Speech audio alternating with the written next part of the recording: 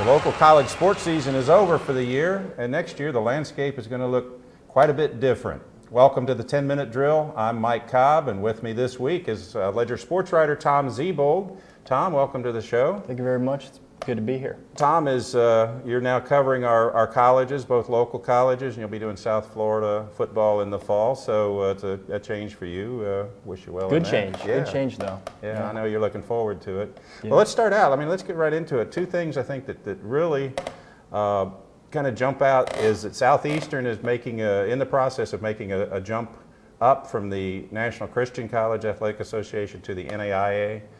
And then Florida Southern has a new athletic director coming on board next year. So those are two of the major changes involving local colleges. Let's talk about Southeastern first. Just tell me a little bit about what this eventual move to NAIA will mean and how it's going to work. Okay. Well, Southeastern basically, recently they've been winning, especially in baseball, countless, championships at the level. And what they want to do is basically, pick up their competitive edge. Take on different teams, try what they can do at the next level, and also play some local teams in the process. So. And part of this is just to kind of upgrade the competitiveness of their programs, isn't it? Yeah, basically. You win. They like winning championships over there, and they have a very good athletic program over there. But what you want to do is you start winning 3 or 4, national championships. You want to see what you can do at the next level. And, you also, as far as even recruiting, it helps too, because with this switch, when they do switch in the fall of '08, what they're going to be is basically offering athletic scholarships. So they'll have the opportunity to do that. And their athletic program hasn't been offering athletic scholarships since it started. So now will that start next year? It's going to start after 09? next year. So. After next year, because in '08, they can't really compete. They're in the 1-year provisional period for NAIA. So what they're going to do is they're going to still be affiliated with NCCAA. So they're still going to be doing that so they can have a postseason. Once they get to NAIA, when they can start competing, and have it count for a postseason, that's when they're going to offer scholarships. Now, '09. For clarification, they're in NCCAA Division II, which is the non-scholarship. Yes. There are NCCAA schools that offer athletic scholarships too, right? Yeah. So they're going from an NCCAA Division II to a program that's going to offer scholarships and compete against NAIA Division I schools, I assume, right? Like Warner Southern and Weber, and there are a lot of strong NAIA athletic programs out there. How do you think they're going to do? Well, this year they've already been, as far as, here's an example of the baseball team, they're already still playing Division I schools, Division II schools, NAIA schools, and they've, pretty much been holding their own. They beat Embry-Riddle, which is ranked in NAIA top 25, and they're basically shown that they can be competitive.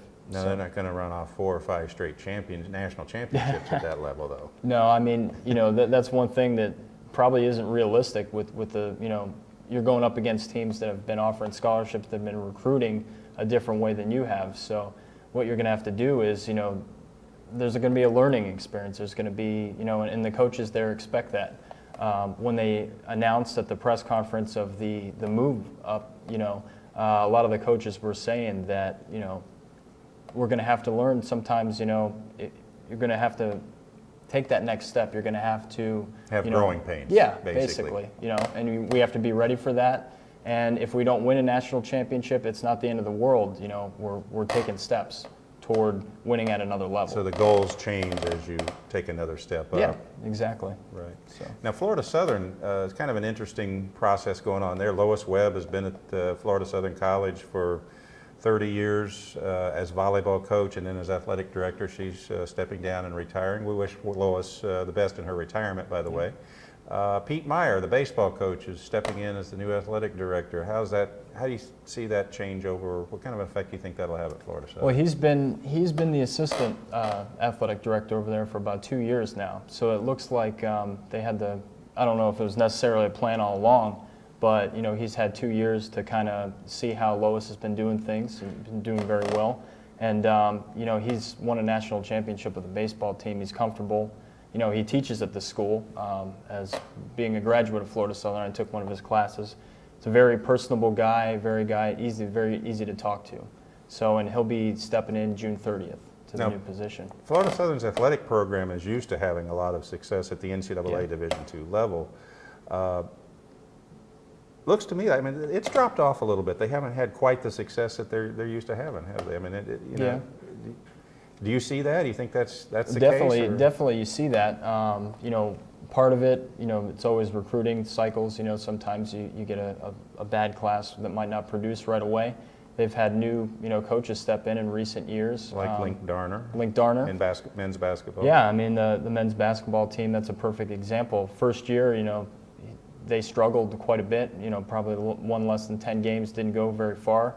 This year, second year, bouncing back, you know, they make it to regionals. And it's like a day and night situation with that. Right. So, Baseball and softball teams didn't even make the NCAA tournament, and that's not something they're used to. I mean, they're used to being in that postseason. yeah, play. definitely baseball coming, you know, a few years off a national championship. Softball is always competing. You know, they're always near the top as far as if they're going to win a title. And, you know, both kind of situations came down to the wire, and they were kind of on the bubble with both teams. And you know, it's just one of those years where it doesn't go your way. Right, right. Now, we do need to mention that Florida Southern had two golfers that each one individually finished second nationally. Heather Bergner among the women and Jude Eustachio with the men. So Florida Southern did have a representation in the golf national championships, which they've won how many, 10 national titles in golf. Good thing about that too, they both come in second. You know, Bergner is, you know, she went to George Jenkins, so she's local, and she's going to have a shot at, you know, trying to take that next step and win a title because she's a junior, and Eustachio,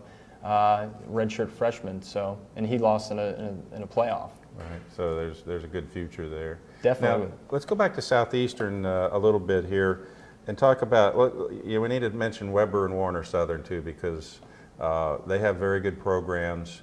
They've been competitive very well, but now you're bringing Southeastern in to compete with those two schools. What does that do just for, you think, for the college athletics in the county? I mean, you're building a nice little rivalry there, aren't they? Yeah, I mean, you're gonna get to travel shorter distances if you're a Southeastern fan to see, you know, a school, you know, whatever team they might have taking on, you know, local teams. So I mean, that's only positive, you know, in my opinion. Basically, you're gonna start a rivalry in the next couple of years, and you know, who knows 10 years down the road what, you know, what the implications will be for games. But right, and they play in right now it's called the Florida Sun Conference. I think Florida they're Sun looking Conference. to change the name because they're actually looking to branch outside of Florida. But right now the emphasis, I think, in the county is southeastern part of the county where Warner Southern and Weber are. Yeah. Now you're going to bring attention to this side of the county over here in the northwest section, where in Lakeland and that sort of thing. So it's going to spread the visibility of all of the programs countywide, I think. yeah, and basically Southeastern right now they're applying to get into the Florida Sun Conference, so they're pretty confident that's going to happen. And, They will. Yeah, definitely. I was talking to Bill Heath, the athletic director down at Weber, and he said that everybody's really anxious to admit them and get them in Yeah, there. I mean, it's going to get exposure to every school. I mean, people from Warner that didn't know anything about Southeastern, it's going to change. Right. So, Okay, well, we've come to the point of the program, Tom, called One More Thing. You've got 30 seconds. You're on the clock. What's on your mind? what's on my mind? Definitely, if you look at pro baseball, you're looking at, you know, who's the hottest teams out there. You're definitely going to look at the Tampa Bay Rays, and you know, if you check the standings at this time of year or any time of year, and you normally see the Red Sox, the Yankees competing, it's definitely the Rays. They're 25-19, have the best record they've had. They're doing the right things, locking up their future stars. They just locked up Casimir for another 3-4 years, and I like the way they're doing it. They're in their clubhouse, they have confidence, and they expect to win. So. Okay, I'm going to go out on a limb here. Last week I had Ledger Executive Editor Skip Perez on the show, and we talked about horse racing. Big Brown won the Preakness, won the Kentucky Derby. Now it's on to the Belmont for a shot at the Triple Crown. I'm going to go on record and say he will not win it. And here's why. There's a new horse in the show called Casino Drive. It's a powerful horse. The horse is rested. It's good at running the distances. I think Casino Drive will end Big Brown's run for the Triple Crown. It's hard to win all three because you're looking at 3 races in 5 weeks. So Big Brown's a great horse, but Big Brown is not going to win the Triple Crown. Well, that does it for this week's show. Thanks for joining us. Please check back with us next week when we'll have Roy Fuco on to give his top 10 local high school sports stories of the week, or of the year, I'm sorry. Thanks for watching the 10-Minute Drill. Tom, thanks for being on. Thank you. So you really think Florida